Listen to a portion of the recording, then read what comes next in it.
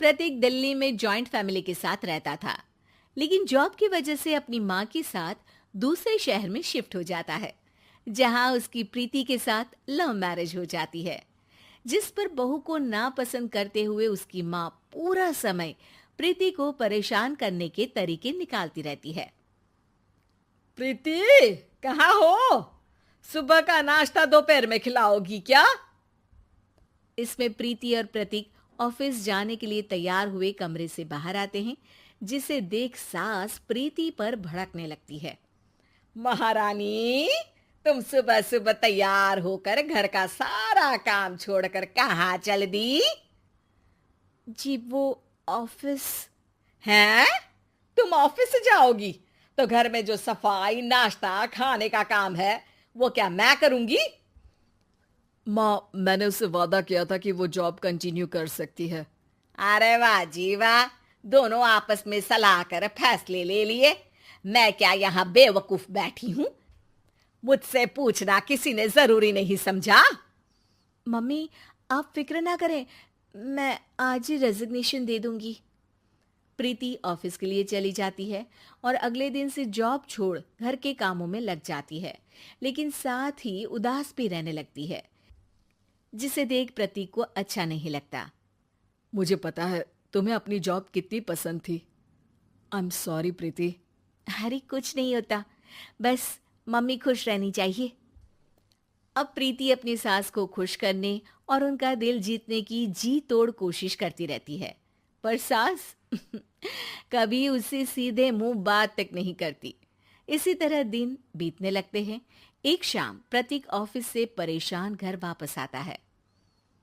माँ, चाची का फोन आया था। दादी की तबीयत बहुत खराब है, हमें दिल्ली जाना होगा। पति की बात सुन प्रीति तो पैकिंग शुरू भी कर देती है, पर माँ वहीं बूत बनी खड़ी रह जाती है।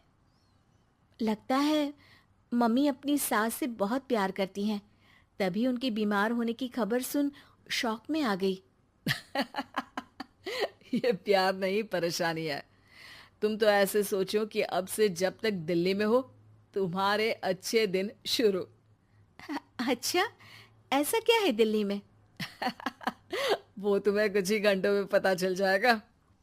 सास के रिएक्शन और पति की बात से कंफ्यूज्ड प्रीति दोबारा पैकिंग में लग जाती है, जिसके बाद कुछ घंटों का सफर तय कर तीनों दिल्ली पहुंच जाते हैं, जहां घर के अंदर पहुंचते ही लोगों की भीड़ देख प्रीति परेशान हो जाती है। हे भगवान, इतनी भीड़! प्रतीक, कहीं तुम्हारी दादी को कुछ हो तो नहीं गया ना? पागल, ये भीड़ नहीं, मेरा परिवार है। क्या?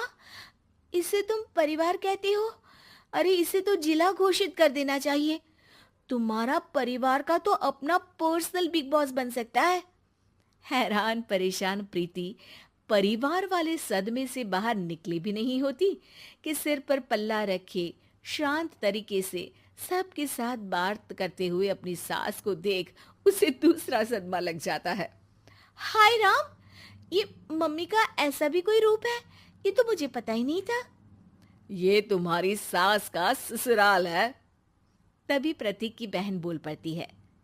यहाँ आपको ऐसी ऐसी चीजें देखने मिलेंगी जो सपने में भी सोची नहीं होंगी। हाँ, ये कुछ दिन तो बहुत इंटरेस्टिंग लग रहे हैं। सब एक साथ दादी के कमरे में जाते हैं, जहाँ पहुंचते ही उसे दादी की आवाज सुनाई देती है। क्यों रे, सास से मिलने की फुर्सत मिल गई?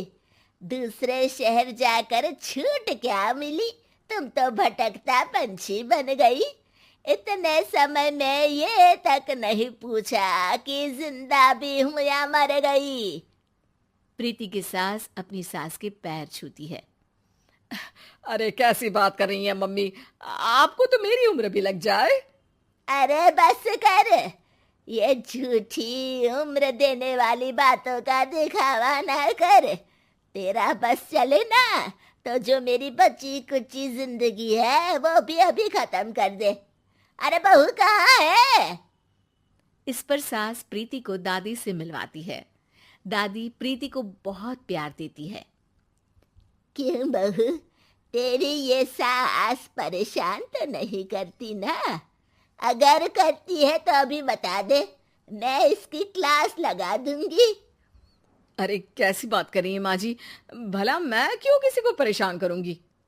प्रीति अपनी सास का ये रूप एंजॉय कर ही रही होती है कि तभी चाची वहां आकर प्रीति को अपने साथ ले जाती है।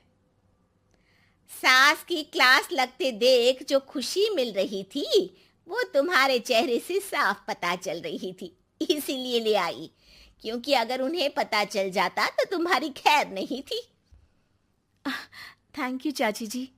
चाची और प्रीति घर में झूले पर बैठी बात कर ही रही होती है कि उसकी सास भी वहां आ जाती है। मतलब यहाँ सारा काम मैं करूं और तुम बैठी हंसी ठिठोली करो? अरे चलो जाओ खाना बनाओ।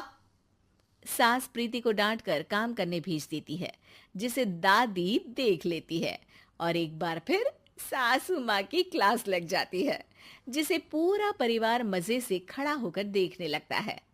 क्यों रे, मैंने तुझे काम बोला और तू उस बच्ची को परेशान कर रही है। सास की कोई इज्जत रह गई है इस घर में या नहीं? यहाँ खुद की सास होते हुए भी ज्यादा बड़ी बन रही है। अब नहीं मम्मी जी, मैं तो बस थोड़ी मदद के लिए बोल रही थी। सास रसोई में जाकर काम करने लगती है और दादी प्रीति को लेकर वहां से चली जाती हैं। इसी तरह एक हफ्ता बीत जाता है, जिसमें दादी अपनी बहू को डर, इज्जत और प्यार का फर्क समझाती रहती है और प्रीति उसका मजा लेती है। वापस जाते हुए दादी प्रीति और उसकी सास दोनों को अपने पास बुलाती है। मेरी बहू जिद्दी और अड़ियल है, इसलिए उससे हमेशा सही काम करवाने के लिए मुझे सख्ती करनी पड़ती है। लेकिन तुम्हारी बहू अच्छी है, तेरी खुशी के लिए वो अपनी जॉब और सपने भी छोड़कर घर में बैठी है।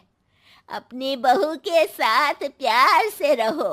और प्रीति, अगर अभी भी तुम्हारी सास परेशान करे ना, तो फिर तुम्हें पता चल ही गया है कि शिकायत कहाँ करनी है। जी, अपनी सास की ससुराल में उनकी सासू माँ के पास।